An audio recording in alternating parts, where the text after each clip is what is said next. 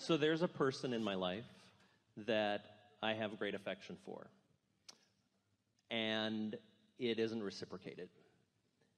And that drives me a little nuts. Yeah.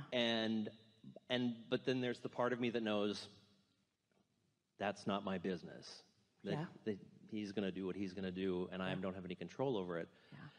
But I still find myself wrapped up in the almost tantruming stage of like, damn it, why not? kind of a thing. And I know it doesn't feel good, and I know what that means, that it doesn't feel good, yet I still find myself in that sort of uncalibrated loop of despair. Well, we're going to start in a broad place, and that won't surprise you because we always do. But we want to take this opportunity. We'll help you with this specifically, of course, but we want to take this opportunity to help you all to understand that you proceed under a flawed premise, usually, that does not serve you and never ever will. And that flawed premise is that it matters to me what you think about me. And it also seems to you that if I think this toward you, then you should think likewise toward me. Oh, that's tricky. Because what anyone feels or perceives in any moment in time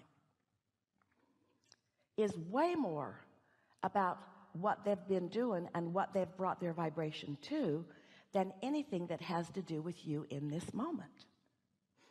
So we want you to consider this just as a really good basis, not just for this question, but for this day. And then we'll go back and walk through this. Think about law of attraction, the law of attraction, and how it manages everything. And think about what it says is that everyone is offering a vibration, and those vibrations are being managed by the law of attraction. The law of attraction is managing all of that.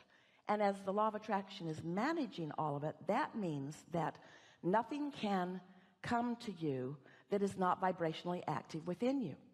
Which means as you get a response from someone that isn't pleasing, your awareness of that is active in your vibration. So it's hard for you to get anything else. And it feels to you like if they would just do something different, you would feel better. While we keep saying, if you would do something different, you would feel better. And if you would do something different, maybe that very person would be activated in a different way. In other words, maybe you would own the room in a more powerful way and evoke something different. Or maybe someone else through the path of least resistance would just zoom right in and fulfill everything that you want, because you're clear and clean and pure and calibrated in your vibration. You don't have all this know what I don't want mixed in with it. So now think about the law of attraction and see yourself as someone who's decided, apart from this conversation, apart from maybe you woke up in the day and you're not yet thinking about that, fat chance, but let's just say that happened. And so your vibration is clear and you are calibrated to your inner being. And so you've decided to really isolate, calibrate, tend to, tune to the frequency of you. So you sit for a little while after you've meditated and you make some statements on a page about emotional things, which are indicators of your calibration. And you don't write things that you do not mean, but you write things and you mean them, and you've practiced it enough that you're pretty good at it. And so you write things like, I feel eager about this day. I feel frisky about this day. I feel blessed in this day. Now, the first day you sit to do this, maybe not so much, but after you do this for a little while, it takes some doing to calibrate to your blessedness when not so blessed things are sometimes happening. But you can do it, and your calibration is everything, because your calibration to your source energy is your point of attraction. So I feel blessed, and I feel eager, and I feel expansive, and I feel ready, and I feel open, and I feel full of myself, and I feel fun, and I feel strong, and I feel intuitive, and I feel flexible, and I feel eager, and I feel balanced. I feel good. I feel really, really good. I feel good. So you calibrate. Now, what's happened Whether you write it or just say it, it's better to write it because you'll focus better. And it's better to do it the next day and the next day and the next day and the next day and the next day, because after a little while it really catches on. And when you write those words, you feel the resonance of them because it lights your inner being up with you. The two of you become a powerful, dynamic, powerful, good-feeling team. It's the awesome power, or we like to say the awesome pleasure, of non-resistant thought that you've got going on with your non-physical partner. That's a powerful point of attraction. One who's connected to that is more powerful than millions who are not. Most people don't even think about calibrating until they bump into something unwanted, and then we love you so much, it's too late. Too late for now. You're just going to bump into them, and you're just going to get your feelings hurt, and you're just going to have a bad experience, and you're going to blame it on them, and you're going to practice the uncalibration of your inner being while you practice resentment and other things that just don't serve you at all. And so you just can't get around this. You got to clean up your vibration. And just because somebody is misbehaving by your standards to you doesn't mean you have to notice it and take it in. So you got to do something about that sensitivity. Well, that's not an easy thing to do because most humans have been doing it for a very long time. Most of you have been calibrating. Oh, we love you so much, but we love you so much. You've been calibrating to others' response of you, as if that has anything to do with anything, because they, like that one individual, like the world at large, is a mixed bag that will give you what you've calibrated. So whether it's this whole cluster of humanity or whether it's just a person, pay no attention to where they're at. Only give attention to where you're at. Tend to your own calibration and then watch what happens. Because when you choose anyone in any of those groups and you decide to push against them, maybe because of their denial of you, or maybe because of their disagreement with you, maybe because they see something different than you do, doesn't matter. There are lots of reasons that you might want to push against. There are lots of examples of who you might push against, but there's only one reason that you're pushing against any of them. Drum roll, please. There's only one reason that you're pushing against any of them. They threaten you because you're not calibrated. You counted on them for your source and your strength. That's why you gather together in clumps with others. It's because you don't feel strong on your own. But when you've learned to calibrate to your own wholeness, calibrate to your joy, calibrate to your love, calibrate to your clarity, calibrate to who you are, now you can love them. You can love all of them. They don't threaten you.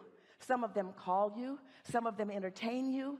Some of them wrap their arms around you and love you, but it is not important to you what they do. You free them to their own creation while you tend to yours. You see, in the beginning, it's easier to change the subject altogether, but that's easier said than done because something about this person is active in lots of ways with what matters to you.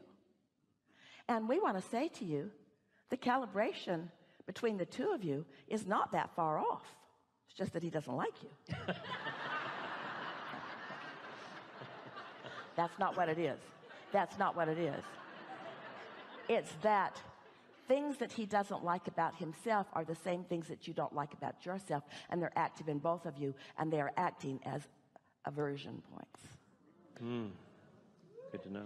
Even in your dislike of each other, law of attraction is working. You see? And so it's easier said than done, but we would encourage you to always just step back to the basis of what you know and decide that you're going to calibrate. Esther had an experience in the last few days that just knocked her over because what someone thought wasn't what she thought, and it was about her. And how could that possibly be? How could that possibly be? How could you not think the same thing that I think about me? How could you not? How could you not? The first reaction when something like that happens is sadness, then some anger, then some resentment, Just gets worse and worse. You can die over it.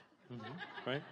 Self-blame is kind of my path that I take, and I don't like it. You can deprive yourself of life force itself over that. After a little while, though, because you know what you know and you felt how you felt and you know who you really are, then you ask yourself the question. So Esther sat to write her segment intending. That's where she calibrates.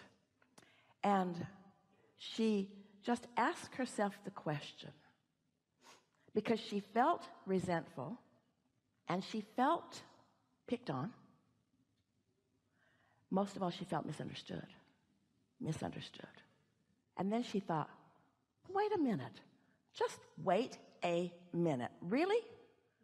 I've been calibrating for months in my book. Look at my world. I'm going to let that be the basis of this stupid stuff? And so then she just asked herself right out loud, Esther, which do you feel more, resentment or blessed?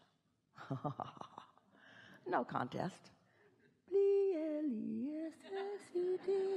exclamation point, exclamation point, exclamation point, underline, underline, underline, circle, circle, circle, circle, circle, circle, circle. Which do you feel more, resentment or love? Oh, these are easy questions. Love. Who am I? How do I feel? What do I choose to feel? What do I calibrate to? Really? Am I going to calibrate to who I am or to who somebody who doesn't know who I am thinks I am? You got that choice all day, every day. All day, every day. All day, every day. All day, every day.